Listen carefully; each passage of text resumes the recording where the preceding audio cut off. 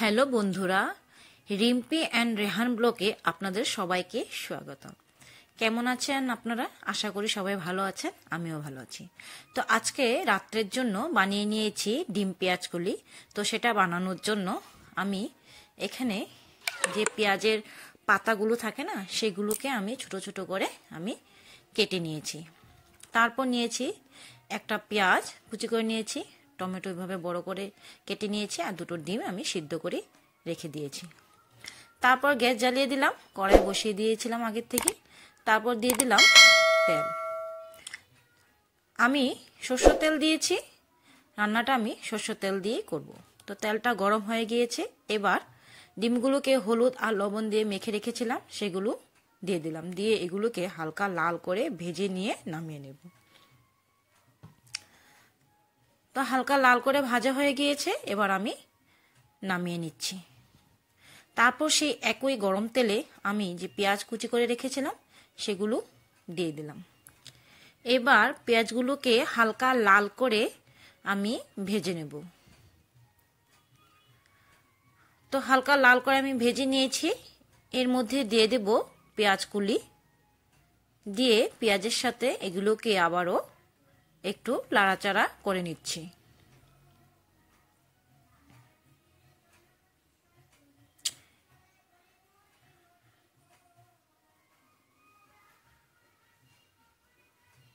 তারপর দিয়ে দেব স্বাদ মতো লবণ, দিয়ে এবার দিয়ে দেব 1 চামচের মতো হলুদের গুঁড়ো, আর কাশ্মীরি লঙ্কার গুঁড়ো দিয়ে দিলাম 1 চামচ। দিয়ে এবার মশলাগুলোকে ভালো করে আমি পেঁয়াজের সাথে মিশিয়ে নিচ্ছি।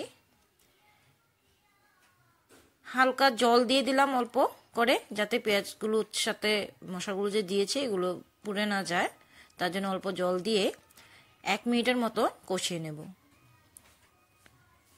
প্রায় 1 মিনিট কষানোর পর আমি যে ডিমগুলোকে ভেজে রেখেছিলাম সেগুলো আমি দিয়ে দিলাম, দিয়ে দিলাম 2টো কাঁচা লঙ্কা, আর দিয়ে দিলাম টমেটো, দিয়ে আবারও একটু নাড়াচাড়া করে নিলাম।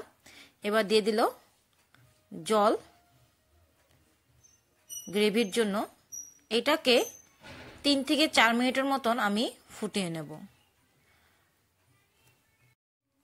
যদি আমার রেসিপিটা ভালো লাগে তাহলে অবশ্যই কমেন্টস করে জানাবেন, আর লাইক করেন, শেয়ার করেন, আর আমার নতুন পেজটাকে অবশ্যই ফলো করে দেবেন আর পাশে থাকবেন।